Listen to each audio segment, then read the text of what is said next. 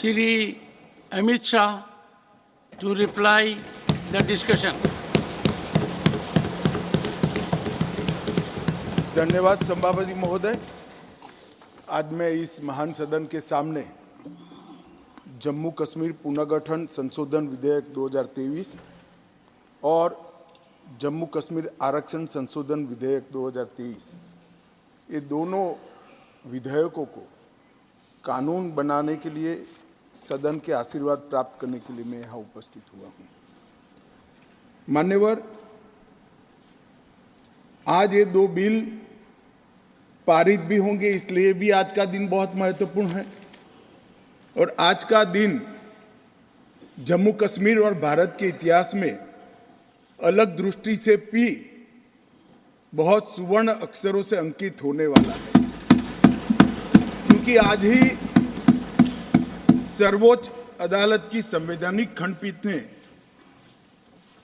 धारा 370 को समाप्त करने का और जम्मू कश्मीर राज्य के पुनर्गठन का विधेयक, जो मैं 5 अगस्त 2019 को इस सदन में मोदी जी के लिए गए निर्णय के अनुमोदना में लेकर आया था, वो बिल लाने की मंशा, बिल का संवैधानिक रूप से स्वीकार और पूरी प्रक्रिया को भी माननीय सर्वोच्च अदालत ने संवैधानिक घोषित किया है, सर्वानुमत से किया है। मान्यवर, बहुत सारे सवाल परसों तक उठाए गए।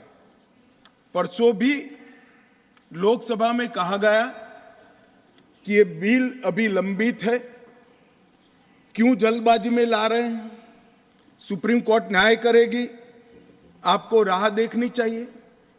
मान्यवर, ये सारे स्टैंड जो थे वो न्याय के लिए नहीं थे।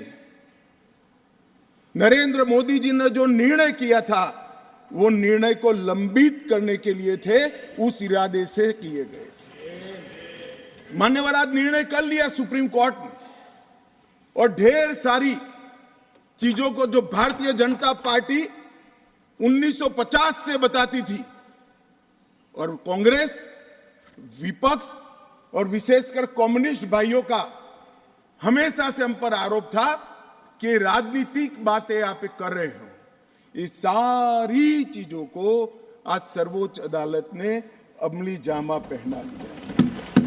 न्यायालय ने माना कि जम्मू कश्मीर के पास कभी भी आंतरिक संप्रभुता नहीं थी, जो हमारा कहना था।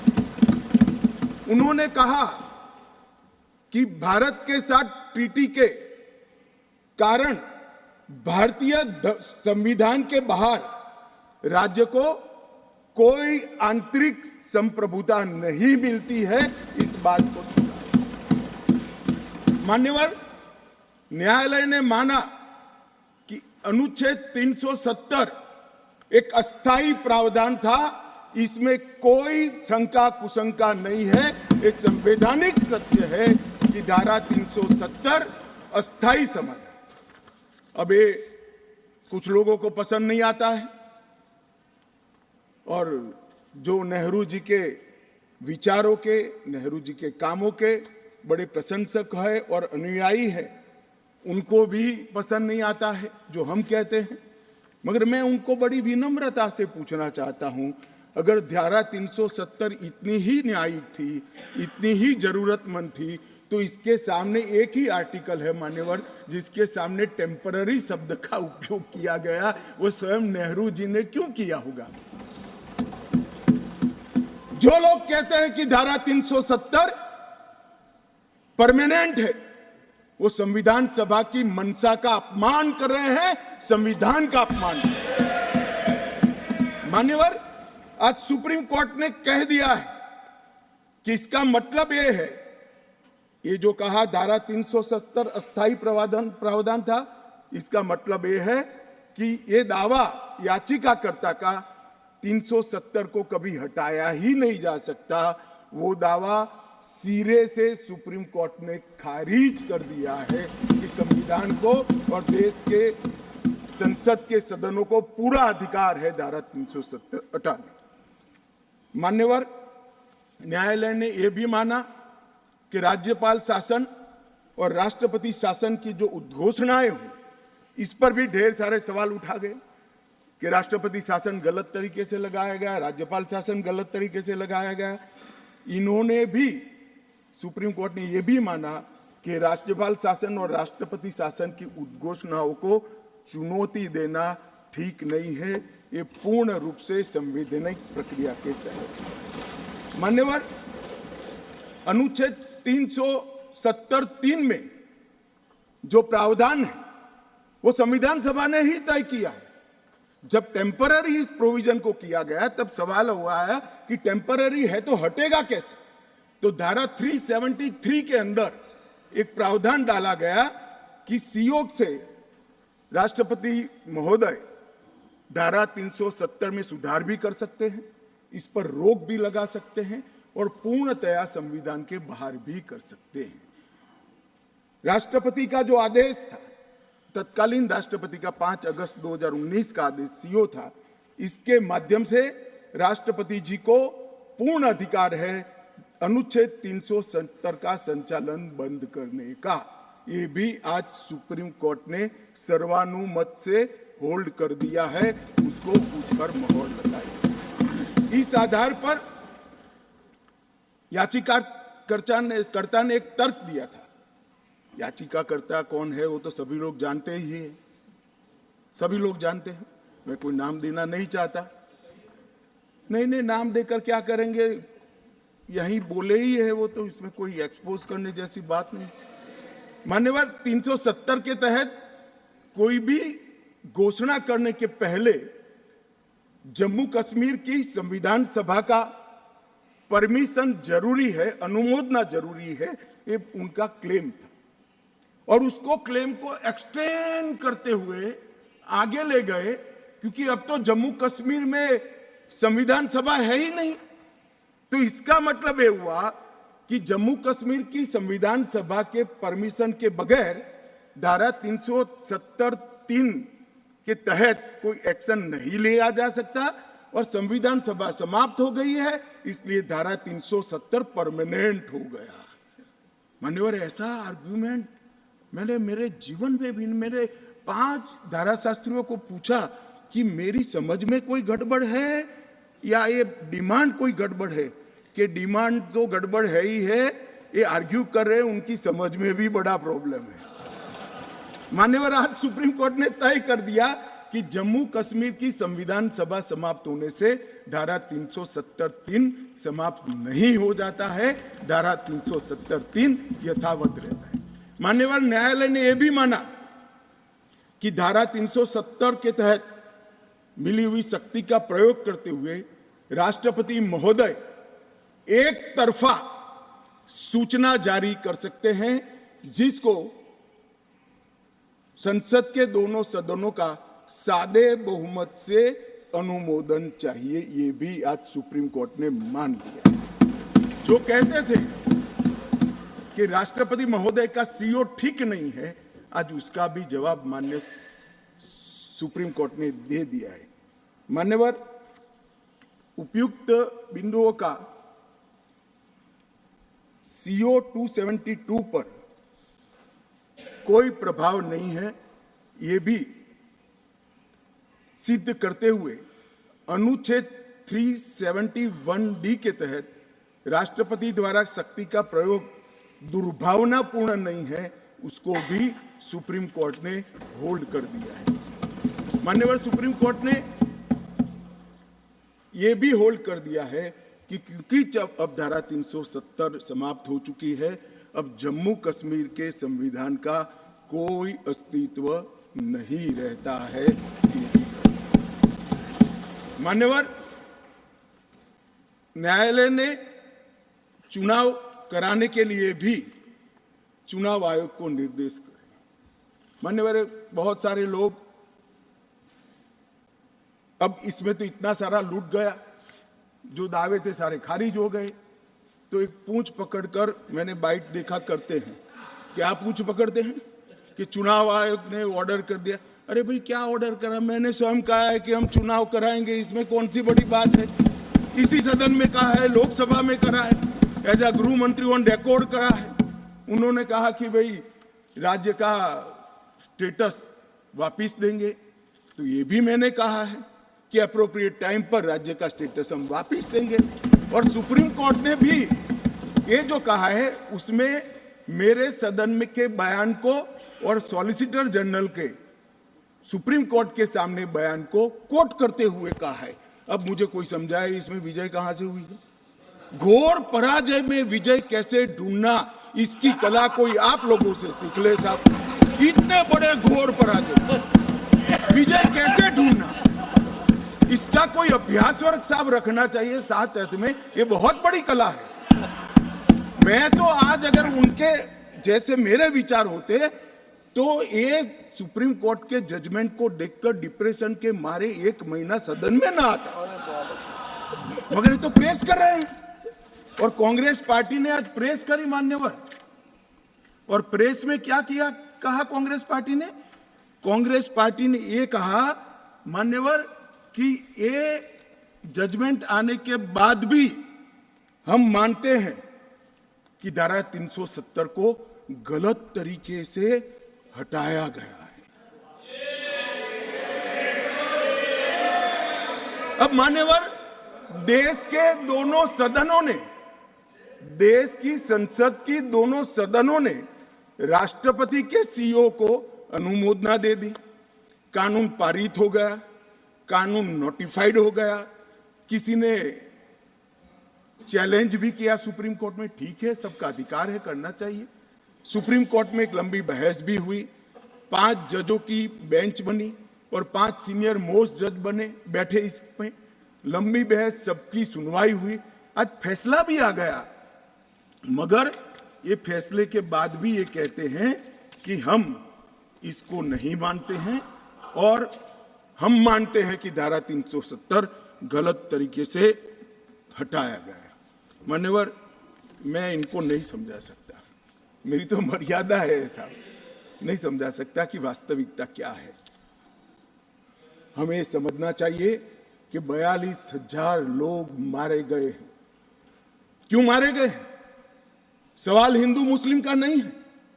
इनसे ज्यादा मुसलमान गुजरात में है, कश्मीर से ज्यादा मुसलमान उत्तर प्रदेश में है, कश्मीर से ज्यादा मुसलमान बिहार में है, कश्मीर से ज्यादा मुसलमान आसाम में है। क्यों वहां अलगाववाद नहीं हुआ? क्यों वहां टेररिज्म नहीं हुआ? बाउंड्री का भी सवाल नहीं है साहब। कई ऐसे राज्य हैं, राजस्थान की बाउंड्री भी पाकिस्तान से लगती है, गुजरात की बाउंड्री भी पाकिस्तान से लगती। क्यों हुआ? क्योंकि धारा 370 अलगाववाद को बल देती थी और अलगाववाद के कारण आतंकवाद खड़ा हुआ। ये समझना ही नहीं था। एक गलत फैसला हो जाता है, कितने भी बड़े आदमी से हो सकता है, किसी भी पार्टी से भी हो सकता है, मगर जब इतिहास सिद्ध कर दे, समय सिद्ध कर दे ये फैसला गलत है, देश के हित में वापिस आना चाहिए। अभी भी मैं कहता हूं वापिस आइए, वरना जितने बचे हो इतने भी नहीं बचोगे। अगर अभी भी इस फैसले को चिपक कर रहना चाहते हो तो देश की जनता देखती है 2024 में 2-2 हाथ भी हो जाएंगे और जनता का परिणाम भी आ जाएगा और मोदी जी तीसरी बार प्रधानमंत्री। मान्यवर, मैं जिस 2 बिल को लेकर आया हूं वो 2 बिल एक प्रकार से सभी पार्टियों को मैंने सुना है, सर्वानुमत से बिल के तत्व को सबने समर्थन किया है। बिल का जो तत्व है, कंटेन है, इसका किया है।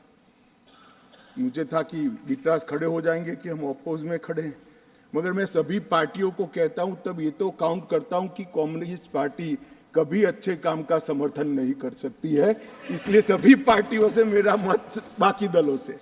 मान्यवर, कमजोर और वंचित वर्ग ये जो नाम है, किसी भी नागरिक की डिग्निटी को बहुत हर्ट करने वाला नाम है, अंतर की गहराइयों तक दुख खड़ा करने वाला नाम है और बहुत समय से था।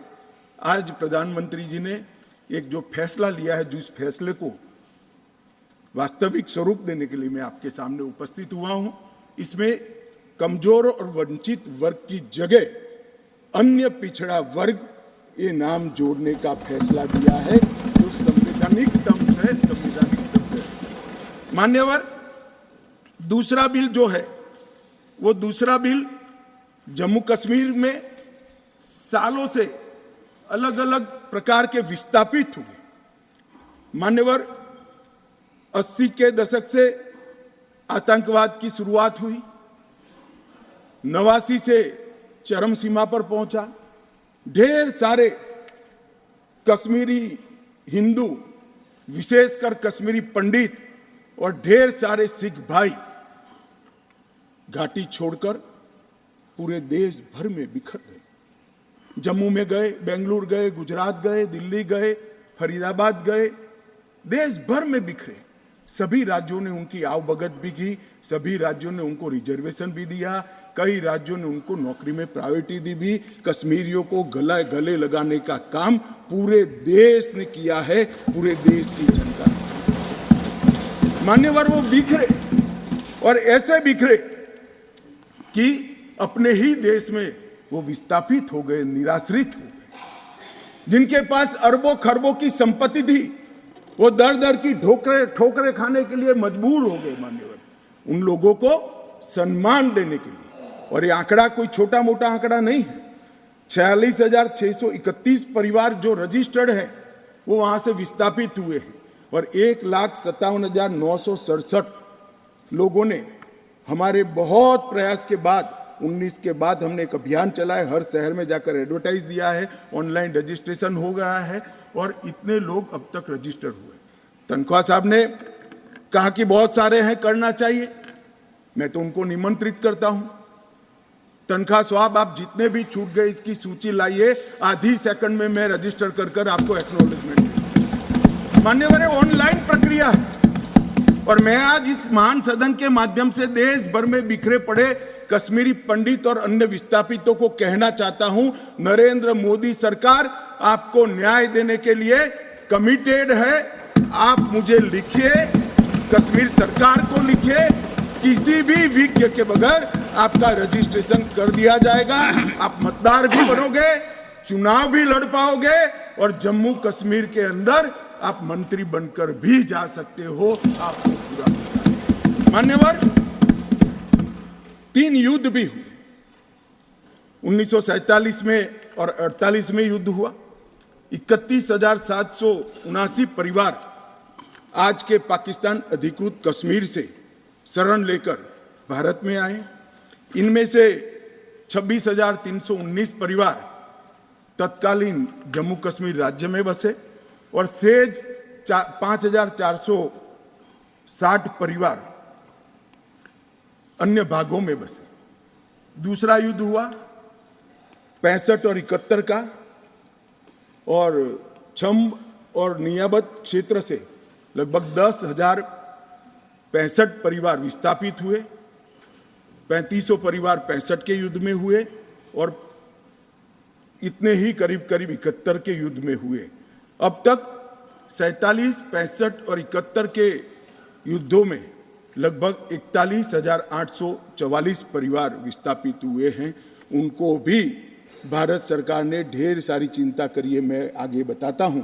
मगर ये बिल जो है मान्यवर, 3 सीटें, 2 जम्मू कश्मीर से विस्थापित परिवारों के लिए और 1 सीट पाक ऑक्यूपाई कश्मीर से विस्थापित आए हुए कश्मीरी भाइयों के लिए रिजर्व करने का काम नरेंद्र मोदी जी ने बहुत मन के साथ, चाव के साथ और संवेदना के साथ किया। मान्यवर, ये जो फैसला है उसी एक्ट का हिस्सा है जिस एक्ट को सब चैलेंज करते हैं। मैं उनको बताना चाहता हूं, जब आप 5 अगस्त 2019 के बिल को चैलेंज करते हो, तब आप डिलिमिटेशन कमीशन एक्ट को भी चैलेंज करते हो। ये मत भूलो कि आप इनके रिजर्वेशन के खिलाफ बात करते हो। मान्यवर, डिलिमिटेशन कमीशन ने गंभीरता से विचार करने के बाद समुदायों का प्रतिनिधित्व नॉमिनेशन द्वारा कराने की सिफारिश की है।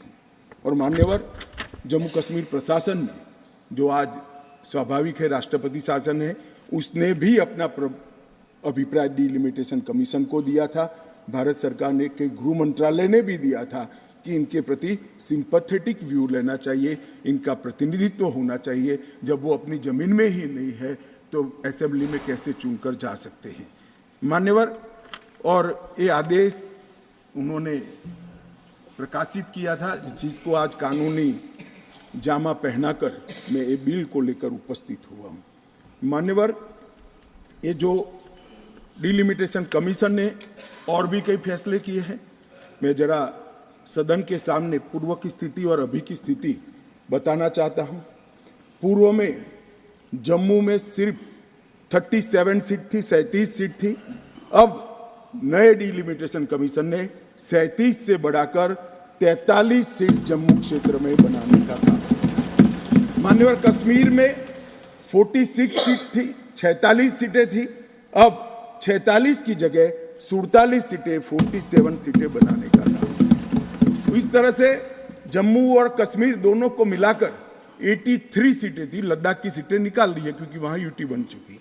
83 सीटें थी, उसकी जगह 90 सीटें अब डिलिमिटेशन कमीशन ने करी है, जिसको भारत सरकार ने माना है। और पाक ऑक्यूपाई कश्मीर की 24 सीटों को आरक्षित रखा गया है, क्योंकि हम अभी भी मानते हैं, कोई जिसको जो बोलना है वो बोले।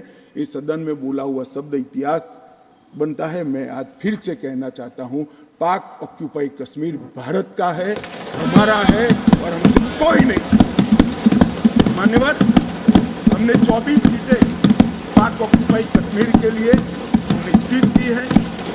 मान्यवर, अब तक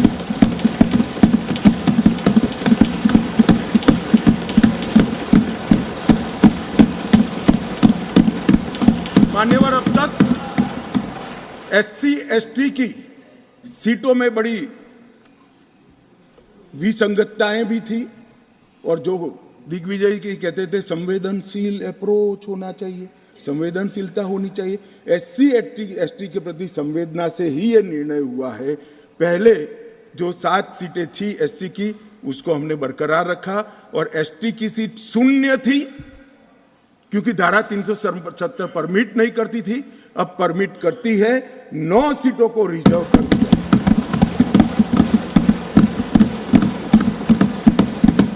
अरे जो कह रहे थे हमारे डॉक्टर साहब कि गुर्जर बकरवालों ने इस देश को बचाया है, मैं सदन में इस देश के गृह मंत्री के नाते कहना चाहता हूं, मान्यवर, कभी भी युद्ध हुआ, कभी भी आतंकवादियों ने पैंतरे रचे, मेरे गुर्जर बकरवाल भाइयों ने भारत के तिरंगे को ऊंचा रखा।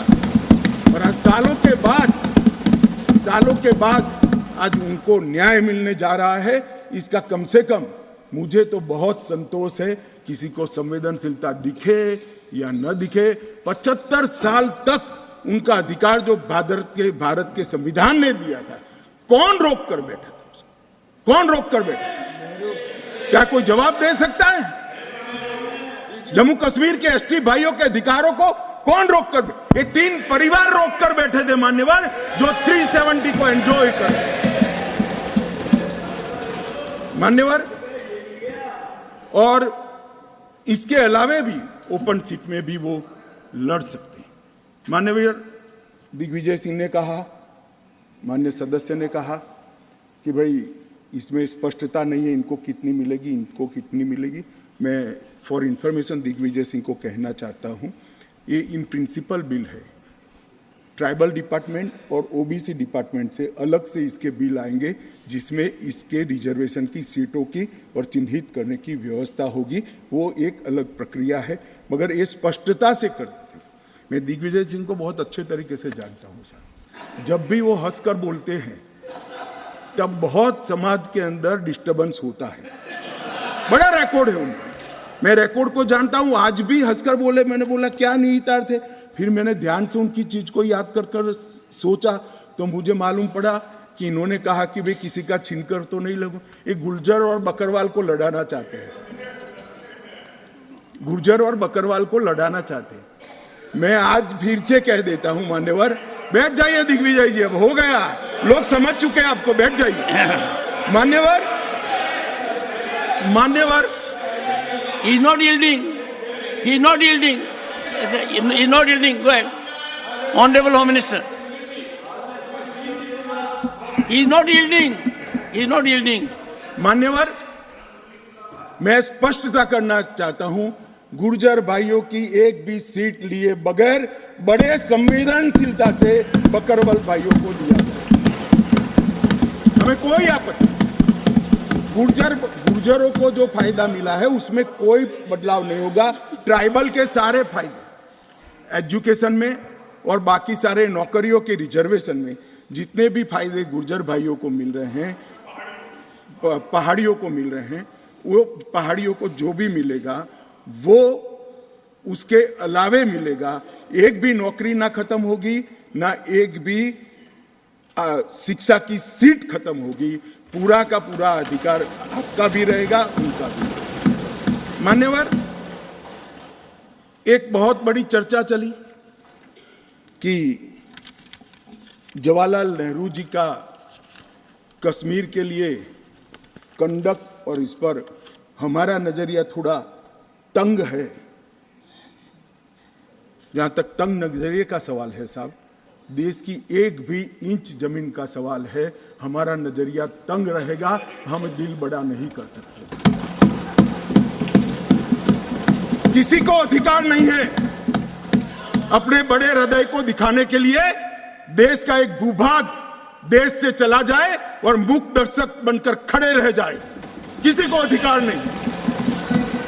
मैं आज फिर से कहता हूं, ये आरोप से मैं सहमत हूं। हमारा नजरिया तंग है।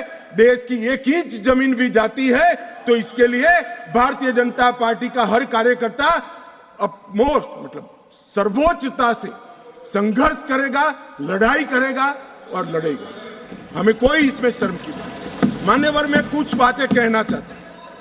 बहुत कुछ कहा है, अभी कहा गया नेहरू के कारण कश्मीर यहां है, नेहरू जी के न होते तो शायद ये बिल ही नहीं आता और कश्मीर होता ही नहीं। इस तरह से कहा। मैं आज कहना चाहता हूं कि जो आजादी के बाद भारत की रचना को जानते हैं उनको मालूम होगा हैदराबाद में इससे भी बड़ा प्रॉब्लम हुआ था। क्या जवाहरलाल जी गए थे क्या?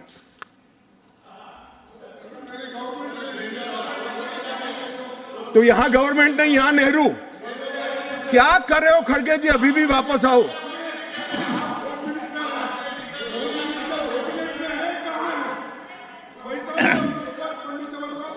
एक मिनट, रिकॉर्ड पर है। कश्मीर में दिग्विजय जी ने सरदार पटेल का नाम नहीं लिया।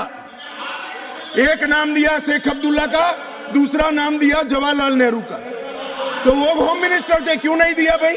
अब सुनिए दिग्विजय जी, अब सुनिए, सुनना पड़ेगा, ऐसे नहीं चलेगा।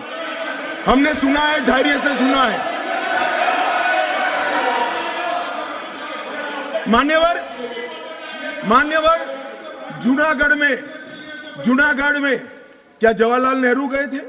हैदराबाद में जवाहरलाल नेहरू गए थे? लक्षद्वीप में जवाहरलाल नेहरू गए थे? जोधपुर में जवाहरलाल नेहरू गए थे?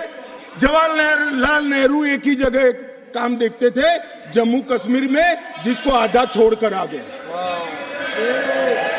एक ही जगह देखते। मान्यवर, दूसरा, विलय लेट क्यों हुआ? सारे लोग जानते हैं साहब, इतिहास को 1000 फुट नीचे दफन कर दो, वो ऐसा बीज है जो वटवृक्ष बनकर सच्चाई बाहर आ जाती है। सब जानते हैं कि हमारा विलय इसलिए लेट हुआ कि महाराजा पर किसी एक व्यक्ति को विशेष स्थान देने का आग्रह था, शेख अब्दुल्ला को विशेष स्थान देने का आग्रह था। इसके कारण विलय लेट हुआ और पाकिस्तान को आक्रमण करने का मौका मिला। मैं आज ये पूछना चाहता हूं कि इतने सारे कठिन राज्यों का विलय हो गया, कहीं पर 370 क्यों नहीं है? क्यों नहीं है? ना जोधपुर में है, ना जूनागढ़ में है, ना हैदराबाद में है, ना लक्षद्वीप में है। क्यों 370 नहीं है? कि संवेदनशील हृदय के कारण 370 है। संवेदनशील हृदय। मान्यवर, कंडीशन किसने रखी? किसने स्वीकार की? इतिहास जवाब मांगता है, देश की जनता जवाब मांगती है। जवाब देना पड़ेगा, भाग नहीं सकते इतिहास से कोई। मान्यवर, सेना भेजने में देरी क्यों हुई? और ये कहते हैं कि इसके बाद भी देरी हुई है। मैं साहब एक रेफरेंस सैम मानेकशॉ का देना चाहता हूं। फील्ड मार्शल सैम मानेकशॉ तब डायरेक्टर ऑफ मिलिट्री ऑपरेशंस थे। उन्होंने एक जगह पे कहा है कि कबीलाई हमलावर आक्रामक और लूट मचा रहे थे, तब चर्चा में ही व्यस्त थे। मैं व्यक्ति का नाम देना नहीं चाहता वरना खड़े हो जाएंगे। तब एक मीटिंग में सैम मानेकशॉ मौजूद थे। सरदार पटेल जी ने नेहरू जी को कहा, जवाहर आप कश्मीर चाहते हो या नहीं चाहते हो, देरी क्यों हो रही है? तब जाकर सेना भेजने का निर्णय हुआ है। जवाब देना पड़ेगा। नहीं दिग्विजय भी ऐसे मत करे, मैं भेज दूंगा आपको, पुस्तक ही भेज दूंगा। मान्यवर, Honorable Home Minister is not yielding. He is not yielding. Honorable Home Minister is not yielding. मान्यवर, एक बात सर्वविदित है, अगर असमय सीज फायर असमय नहीं होता तो आज पाक ऑक्यूपाई कश्मीर नहीं होता। अब पत्रों का जिक्र कर रहे हैं, किसी अंग्रेज सेनापति ने देखा, मैं जरूर देखूंगा इसको, अगर लिखा है तो देखना चाहिए। परंतु अफसर कुछ भी कहे, देश का प्रधानमंत्री का देश की जमीन के लिए संवेदनशीलता होना चाहिए या नहीं होना चाहिए? मान्यवर, इतना छोटा सवाल है। हमारी सेना जीत रही थी, वो भाग रहे थे। 2 दिन रुक जाते, पूरा पाक ऑक्यूपाई कश्मीर तिरंगे के तले आ जाता। क्यों किया? दूसरा, क्यों मामले को यूएन में ले जाया गया? अब ये सारी चीजों को आप कहते हैं कि रेफरेंस लाइए। मान्यवर, मुझे मालूम था दिग्विजय सिंह,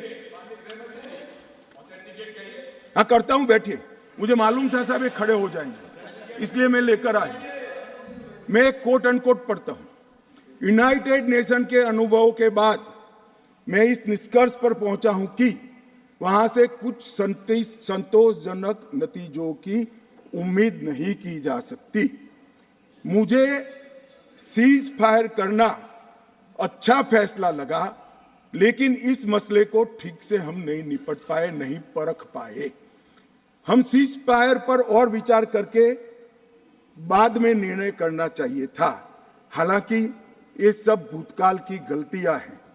ये जो कोट है किसी और का नहीं है, जवाहरलाल नेहरू का है। अब उनको तो मानोगे या नहीं मानोगे कि उन्होंने गलती की है, स्वीकार करी है। और साहब एक मिनट, सोर्स भी बता देता हूं। Nehru memorial museum and library, Jawaharlal Nehru connection, JNSG 143 part 1। और उस वक्त जब अरे भाई, स्वयं नेहरू कह रहे हैं मेरी गलती थी, क्यों इतना पकड़ कर रखा है पूंछ? मान्यवर, और चलो संयुक्त राष्ट्र में जाना भी था तो अनुच्छेद 51 में क्यों ले गए, जहां भारत के अधिकार सीमित होते थे? अनुच्छेद 35 में जाते तो भी हमें कोई दिक्कत नहीं होती। ये भी एक बहुत बड़ा गलत फैसला था। और मैं बताता हूं मान्यवर, एक कहते हैं कि धारा 370 निरस्त कर दी।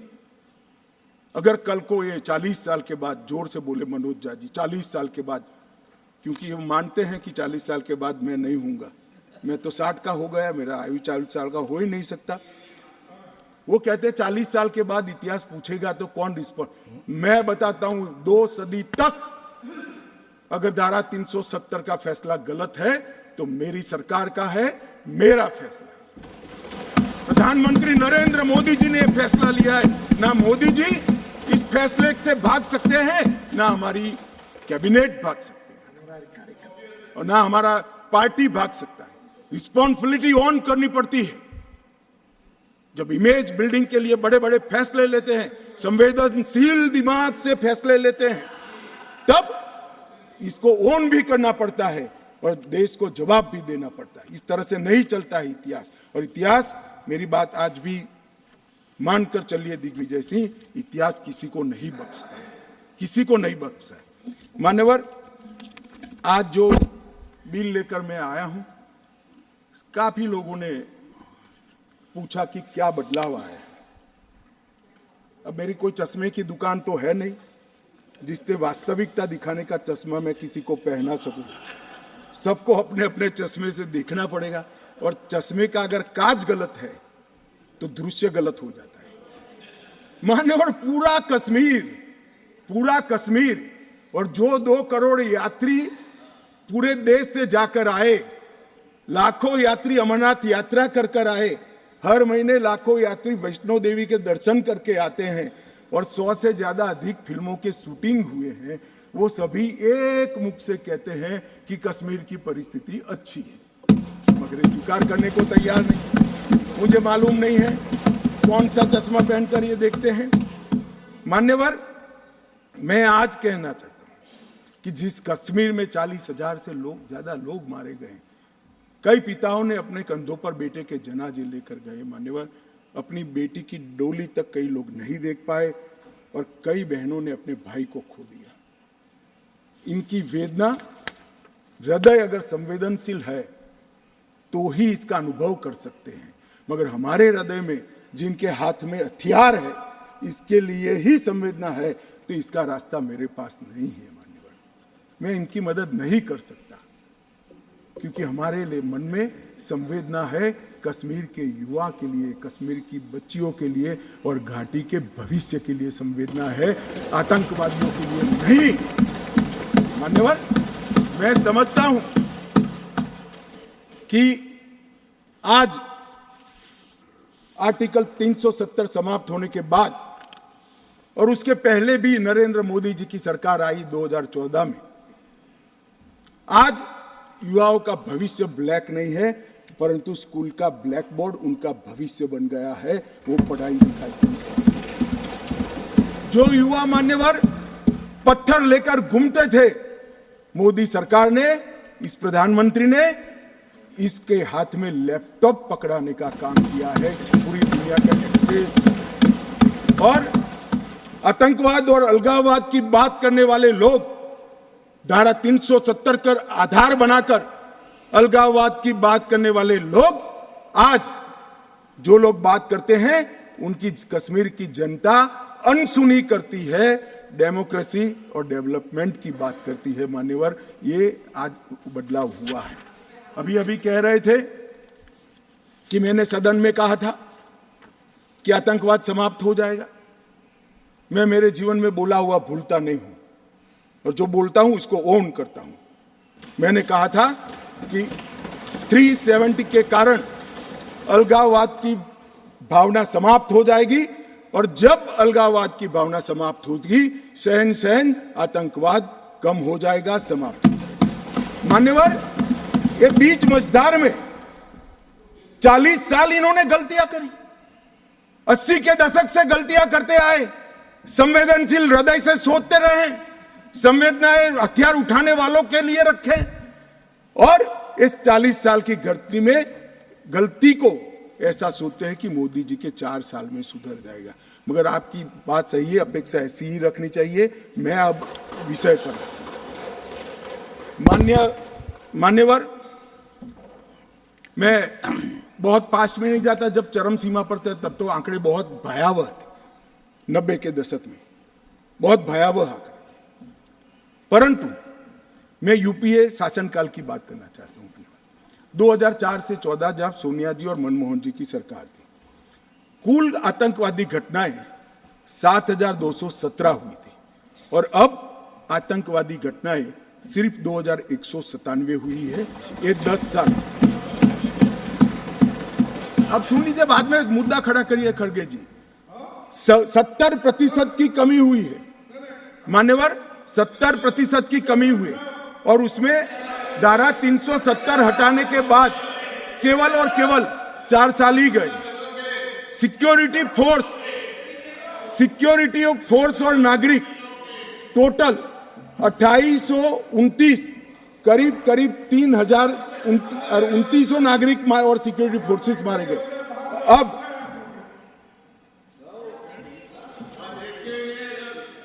मान्यवर 3,000 नागरिक उस वक्त 4 से 14 में मारे गए, 14 से 23 में 891 नागरिक मारे गए, 70% की कमी। सिक्योरिटी फोर्सेस और नागरिक, और सिक्योरिटी फोर्सेस की मृत्यु में भी 50% की मान्यवर कमी। ये कह रहे हैं कि क्या हुआ है। मैं आंकड़े बताना चाहता हूं, और मनोज जी खास देखे। आत्मा है तो अंधेरे में टटोल कर सुने, सोचे, और विचार परिवर्तन होता है तो ईश्वर के लिए करे। मान्यवर, ऑर्गेनाइज स्टोन पेल्टिंग 2010 में 2654 घटनाएं थी, 2023 में सिर्फ 4 साल हुए हैं, एक भी पथराव की घटना नहीं हुई, एक भी नहीं। स्टोन पेल्टिंग में नागरिकों की मृत्यु 2010 में 112 हुई थी, क्योंकि स्टोन पेल्टिंग ही नहीं हुई है तो मृत्यु भी नहीं हुई, 0 मृत्यु हुई। मान्यवर, स्टोन पेल्टिंग में जख्मी नागरिकों की मैं बात करता हूं, सिक्योरिटी फोर्स नहीं, नागरिक जो घाटी के हैं, वो 6235 थे, क्योंकि स्टोन पेल्टिंग नहीं हुई है, 0 जख्मी है। अरे भैया, इनको दिखाई नहीं देता है। सीज फायर वायोलेशन की घटनाएं 2010 में 70 थी और 2023 में 6 हुई। घुसपैठ के प्रयास 489 थे, सिर्फ 48 हुए हैं। मान्यवर, वापिस लौट गए आतंकवादी 18 थे 2010 में, अभी 281 आतंकवादी घाटी छोड़कर पड़े। ये संवेदनशीलता का नमूना है नागरिकों के प्रति। मान्यवर, मैं आज बताना चाहता हूं आपको, इसलिए बताना चाहता हूं कि हमने सिर्फ टेररिज्म के खिलाफ आवाज नहीं उठाया है, टेररिज्म के खिलाफ आवाज नहीं उठाया, इस पर आक्रामक कार्यवाही करी, ऐसा नहीं है। हमने टेररिज्म की इको सिस्टम को खत्म करने का काम किया। जो टेररिज्म को फाइनेंस करते थे उन पर भी काम किया है। एनआईए द्वारा टेरर फाइनेंस के केस 32 रजिस्टर किए गए, 2014 के पहले एक भी केस। स्टेट इन्वेस्टिगेशन एजेंसी ने टेरर फाइनेंस के केस 51 रजिस्टर किए, पहले स्टेट इन्वेस्टिगेशन एजेंसी की जरूरत ही महसूस नहीं की गई थी। और मान्यवर, 229 टेरर फाइनेंस केस में अरेस्ट हुई है, 150 करोड़ की प्रॉपर्टी सीज हुई है, 57 प्रॉपर्टी सीज हुई है, और एसआईए द्वारा 134 बैंक अकाउंट में लगभग 100 करोड़ से ज्यादा रकम को फ्रीज करने का काम नरेंद्र मोदी। ये जो कह रहे हैं क्या बदलाव आया, मैं दिखाता हूं बदलाव क्या है। मान्यवर, आज मैं इतना कह रहा हूं कि हमने एक बहुत बड़ा कठोर निर्णय सुरक्षा की दृष्टि से हमने उठाए हैं। मान्यवर, मैं आज बताना चाहता हूं, पहले 2014 के पहले और आर्टिकल 370 नाबूद होने के पहले आपने देखा होगा, आतंकवादियों के जनाजों में 25-25 हजार की भीड़ आती। मैं सभी सदस्यों को कहना चाहता हूं, एक भी दृश्य अभी देखा है 370 के बाद? ना, कोई नहीं करता साहब, क्योंकि हमने निर्णय किया है जो भी आतंकवादी मारा जाएगा उसी जगह पे संपूर्ण धार्मिक सम्मान और रीति रिवाज के साथ वहीं दफना दिया जाएगा। ये स्टोन पेल्टिंग क्यों कम हुई? जितनी नौकरियों की एडवर्टाइज है, इसमें सरकार ने तय कर लिया है कि स्टोन पेल्टिंग का एक भी केस अगर रजिस्टर है तो वो परिवार में से किसी को नौकरी नहीं मिली। क्यों ये विदेश भागकर आतंकवाद करते हैं वो लोग डरे हैं? क्योंकि हमने तय किया है जिसका परिवार का जन पाकिस्तान बैठकर आतंकवाद को प्रोत्साहन देता है, उसके परिवार में किसी को नौकरी नहीं मिलेगी। मान्यवर, हमने तय किया है कि जो टेलीफोन रिकॉर्ड के आधार पर प्रस्तापित होता है कि किसी का परिवार का व्यक्ति लिप्त है आतंकवाद को बढ़ावा देने में, तो नौकरी में है तो भी उसको डिसमिस करने के सर्विस रूल्स हमने बनाए। मान्यवर, जीरो टेरर प्लान और कंप्लीट एरिया डोमिनेशन के माध्यम से पूरे टेररिस्ट प्रभावित क्षेत्र को आज हमने सुरक्षित करने का काम किया है। मान्यवर, आज मैं कहना चाहता हूं, जेल अड्डा बनकर पड़ी रही थी। नरेंद्र मोदी सरकार ने जेलों के अंदर जैमर लगाकर सख्ती लगाने का काम किया है और 105 करोड़ की लागत से एक नई जेल बन रही है जो सिर्फ टेररिस्टों के लिए बनेगी। मैं विश्वास के साथ कहता हूं, वो जेल की सुरक्षा कोई भेद नहीं पाएगा और टेररिज्म के अंदर कोई अपना योगदान नहीं देगा। मान्यवर, बार काउंसिल में भी जो समर्थक थे उनको भी संदेश कर दिया गया है और रोजगार, पासपोर्ट और गवर्नमेंट कॉन्ट्रैक्ट के लिए भी हमने ढेर सारी चीजें करी हैं। मान्यवर, आदत पड़ गई थी, हमले हो तो बुला देना, इधर उधर कोई बड़ा एक्शन ले लेना जिससे दूसरे दिन के अखबार के टाइटल बदल जाए। हम छिपाने में विश्वास नहीं करते हैं मान्यवर। हमारे समय में भी हमले हुए शुरू में, क्योंकि पुरानी आदत पड़ी थी। उरी में भी हुआ, पुलवामा में भी हुआ। हमने सर्जिकल स्ट्राइक और एयर स्ट्राइक कर घर में घुसकर जवाब देने का काम है। हमें संवेदनशीलता कश्मीर के युवाओं के लिए, मगर संवेदनशीलता की व्याख्या टेररिज्म के लिए नहीं। माफ करना दिग्विजय जी, टेररिस्टों के लिए हमारे मन में कोई संवेद नहीं। हथियार डाल दे, मेन स्ट्रीम में आए, स्वागत है उनका। मन मैं आज भी कहता हूं, नॉर्थ ईस्ट में कई लोग हथियार डालकर मेन स्ट्रीम में आए हैं। अगर कश्मीर में भी युवा भले हाथ में हथियार पकड़ा हो, हथियार डाल दे, कानून की अदालत के शरण में आए, हम उसका स्वागत करते हैं। संवेदना से हमारा हृदय भरपूर। मान्यवर, हमने जो किया है वो युवाओं के लिए किया है। मान्यवर, ये लोग पूछते हैं कि क्या हुआ। हमने धारा 370 और 35A को हटा दिया। मान्यवर, धारा 370 और 35 से कश्मीर के लोगों को तो अन्याय करती ही थी, मगर देश के आत्मसम्मान को भी ठेस पहुंचा। ये सिर्फ कश्मीरी लोगों का सवाल नहीं था, मनोज जाजिब, कश्मीरी लोगों का सवाल नहीं था, 130 करोड़ लोगों का सवाल था। हमारे स्थापक नेता श्यामा प्रसाद मुखर्जी ने उस वक्त सवाल उठाया था और नेहरू जी की मिनिस्ट्री छोड़ दी थी कि एक देश में 2 विधान, 2 प्रधान और 2 निशान कैसे हो सकते हैं? नहीं हो सकते। और इसलिए इन्होंने इस पर आंदोलन किया और उनकी शंकास्पद मृत्यु हो गई और वो शहीद हो गए।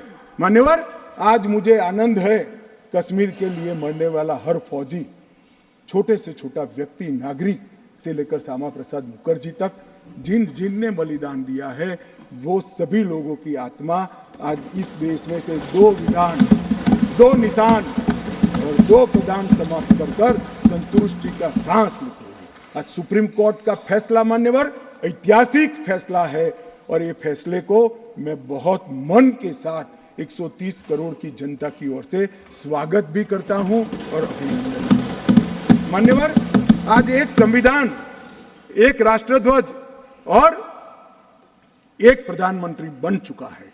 श्यामा प्रसाद मुखर्जी का स्वप्न साकार हो चुका है। 2 राजधानी रखी, 2 दरबार रखे, सालाना 200 करोड़ रुपए का खर्च होता है। मान्यवर, अब एक केंद्रीय कानून है, जो केंद्रीय कानून है सभी राज्यों में जाता है, ऐसे कश्मीर में भी जाता है। मान्यवर, कश्मीरी, डोगरी, हिंदी, इसको पहली बार मान्यता देने का काम प्रधानमंत्री नरेंद्र मोदी जी ने किया। 35A के तहत कश्मीर की महिलाओं को न्याय देने का काम प्रधानमंत्री नरेंद्र मोदी जी ने किया। मान्यवर, शिक्षा हो, नौकरी हो, पहली बार रिजर्वेशन देने का काम प्रधानमंत्री नरेंद्र मोदी जी ने किया। पहली बार एसटी समुदाय को विधानसभा में आरक्षण देने का काम नरेंद्र मोदी जी ने। राइट टू एजुकेशन एक्ट पहली बार धारा 370 जाने के बाद वहां हुआ। भूमि अधिग्रहण, पुनर्वसन और पुनर्स्थापना में उचित मुआवजा का कानून पहली बार जम्मू कश्मीर में धारा 370। फॉरेस्ट राइट्स एक्ट पहली बार 370 समाप्त होने के बाद। SC/ST prevention of atrocity act पहली बार जम्मू कश्मीर में 370 जाने के बाद। विसल ब्लोअर प्रोटेक्शन एक्ट पहली बार जम्मू कश्मीर में 370। साहब ये विसल ब्लोअर, ये भ्रष्टाचार के जुड़ा हुआ मामला था। जम्मू कश्मीर के किसी भी नागरिक को पूछो, सिफारिश के सिवाय नौकरी नहीं मिलती थी। बड़ी परेशानी थी, भ्रष्टाचार होता था, क्योंकि 3 ही परिवारों का शासन था। क्यों विसल ब्लोअर प्रोटेक्शन एक्ट वहां लगाएंगे? अभी अभी झारखंड में किसी एमपी के यहां, मैं किस दल के हैं कहना नहीं चाहता, पूरी दुनिया जानती है, इतनी सारी कैश मिली कि बैंक के कैशियर कहते हैं हमने भी इतनी कैश कभी देखी नहीं है। गिनते गिनते 5 दिन हो गए, 27 मशीनें गर्म हो गई, मान्यवर गर्म हो गई, मशीनें बंद हो गई, मगर अभी समाप्त नहीं होता है। और एक भी एक घमंडिया गठबंधन ने इसकी टीका भी नहीं की है, उसको सस्पेंड भी नहीं किया, एक भी। मान्यवर ये खड़े हो गए,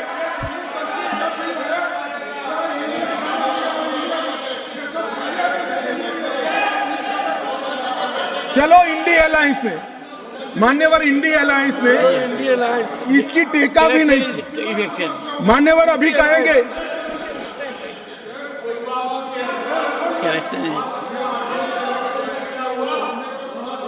correction is elected, but take it. मान्यवर मुझे मालूम है नहीं बैठेंगे, क्योंकि ओबीसी को सम्मान देना है, महिलाओं को रिजर्वेशन देना है, ये नहीं बैठेंगे, मुझे पूरा भरोसा है। वॉकआउट करेंगे। कितनी भी कटु बात को हम सुन लिए, अब आप जवाब नहीं सुनोगे, क्या बात है? 6 घंटे तक मैंने सुना है आपको, कैसे ना नहीं सुनोगे मुझे?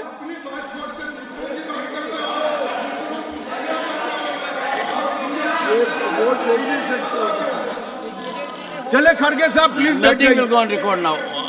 Only मेरा निवेदन साहब, आप बड़े नेता what हैं, the बैठ Honorable जाइए। Home Minister says will go on record. मान्यवर ये कहते हैं कि क्या बदलाव आया है?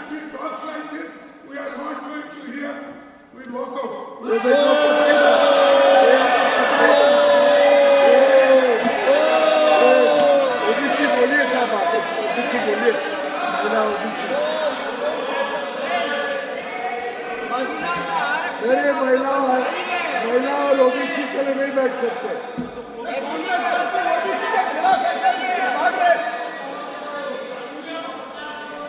मान्यवर बहुत सारे पीयूष भाई जैसे भले हृदय के लोगों को था कि ये जवाब सुनेंगे, मैं इनकी ऑफिस में कॉफी पीने के लिए गया, मैंने कहा नहीं सुनेंगे। तो पीयूष भाई ने मुझे पूछा क्यों नहीं सुनेंगे, मैं कोई कांग्रेस पार्टी ओबीसी विरोधी पार्टी है, इसलिए निश्चित इन्होंने काका काललकर कमीशन के रिपोर्ट को दबा कर रखा, इन्होंने मंडल कमीशन के रिपोर्ट को दबा कर रखा, इन्होंने ओबीसी आयोग को संवैधानिक मान्यता नहीं दी, इन्होंने ओबीसी के बच्चों को केंद्रीय पूल में रिजर्वेशन का अधिकार नहीं दिया, और इन्होंने ओबीसी का हमेशा विरोध करने का काम किया है। अभी अभी इनके नेता को किसी एनजीओ ने लीक कर दिया है, अर्थ मालूम है या नहीं है मालूम नहीं, कभी पूछ ले कोई फुल फॉर्म तो तकलीफ आ जाए मान्यवर, परंतु अभी एक लीक कर दिया है तो ओबीसी ओबीसी ओबीसी। तो एक पत्रकार मुझे कह रहा था, इतना बोले मैं कि इसकी एक तिथि होती है 180 दिन, पहली बार कब मिले बोले वो देख लेना, 180 दिन के बाद विषय बदल जाएगा।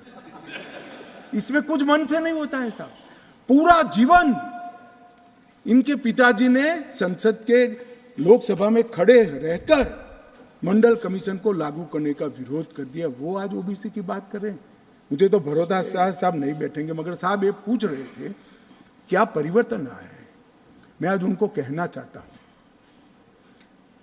कि मुरली मनोहर जी राष्ट्रीय अध्यक्ष थे, नरेंद्र मोदी जी हमारी यात्रा के संयोजक थे, लाल चौक में तिरंगा फहराना था, हम सभी गए थे, हमें जाने नहीं दिया। मोदी जी और कुछ लोग जान की परवाह करे बगैर गए और तिरंगा फहरा है। तिरंगा फहराने के लिए भारत के हिस्से पर सेना को दखल करना पड़ता था, वही लाल चौक में 26 जनवरी को घर घर तिरंगा फहरा गया। मान्यवर कहते हैं क्या परिवर्तन आया है। 30 साल से थिएटर बंद थे, थिएटर नहीं चलते थे कश्मीर में। क्यों नहीं चलते थे?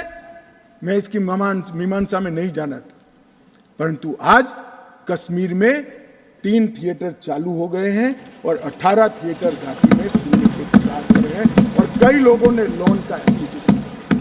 मान्यवर, शूटिंग नहीं होता था, 21 से अब तक 24 तक 100 शूटिंग हो चुके हैं मान्यवर, 100 शूटिंग हो चुके हैं मान्यवर। ये सब कहेंगे, इसको भी धर्म के चश्मे से देखेंगे। मैं आज कहना चाहता हूं कि मुहर्रम का जुलूस भी 30 साल तक नहीं निकला था, अभी नरेंद्र मोदी सरकार के समय में है। मान्यवर, इनको बदलाव दिखाई नहीं पड़ेगा। जैसे मैंने कहा, उनके चश्मे में खराबी है, वो आज भी गलती स्वीकार करने के लिए तैयार नहीं है। मगर मैं उनको कहना चाहता हूं कि देश आपकी स्वीकृति का मोहताज नहीं है। देश की जनता अब समझ चुकी है कि कश्मीर के सवाल के मूल में जवाहरलाल नेहरू की गलतियां थी, वो पूरा देश। मान्यवर, जीएसडीपी वो डेवलपमेंट का बड़ा द्योतक होता है। 1 लाख करोड़ का जीएसडीपी था 2014-15 में और आज 2,27,927 करोड़, डबल हो चुका है। डिग्री कॉलेज 94 थे, आज 147 है। ना आईआईटी था, ना आईएम था, ना एम्स था। आईआईटी भी खुल चुका, आईएम भी खुल चुका, 2 एम्स की प्रक्रिया चल रही है, एक खुल चुका है, दूसरा खुल जाएगा। मेडिकल कॉलेज 4 थे, 7 नए मेडिकल कॉलेज खुले। नर्सिंग कॉलेज 1 भी नहीं था, 15 नर्सिंग कॉलेज खुले। मेडिकल सीट 500 थी, आज 1300 मेडिकल सीटें हैं। पीजी मेडिकल सीट 367 थी 70 साल में, आज 297 नई जोड़ने का काम नरेंद्र मोदी सरकार ने किया। मिड डे मील के तहत सिर्फ रिकॉर्ड पर, करप्शन तो जो होता होगा, रिकॉर्ड पर 6 लाख बच्चों को भोजन मिलता था, आज 9,31,000 बच्चों को भोजन मिलता है मान्यवर। और मान्यवर, 30 लाख से टूरिस्ट का आंकड़ा 2 करोड़ पार कर गया मान्यवर। ये बताता है कि घाटी में ठीक है। 1485 से अधिक होम स्टे, अभी बताया जांगड़ा जी ने कि पहचान छुपा कर जाना पड़ता था, अच्छी गाड़ी में नहीं बैठ सकते थे, परिचय नहीं दे सकते थे। यहाँ घाटी के मुसलमान भाइयों के वहाँ होम स्टे चल रहा है और गुजरात, महाराष्ट्र, बंगाल से जाने वाले व्यक्ति इनके घर में रहकर खाना खाकर घाटी का लुत्फ, ये लगभग 10,000 बिस्तर होम स्टे के अंदर हो गए मान्यवर। और प्रधानमंत्री ग्राम सड़क योजना प्रतिवर्ष 1100 का एवरेज था, अब 8,086 किलोमीटर का एवरेज बना है। 47 स्मार्ट सिटी के तहत योजनाएं थी, आज 173 है। प्रधानमंत्री आवास सिर्फ 24,000 बने थे, आज 1,45,000 बने हैं। घरेलू नल कनेक्शन सिर्फ 7,82,000 थे, आज 13,54,000 बने हैं। गठित की गई सेल्फ हेल्प ग्रुप 4,000 थी, आज 19,000 है।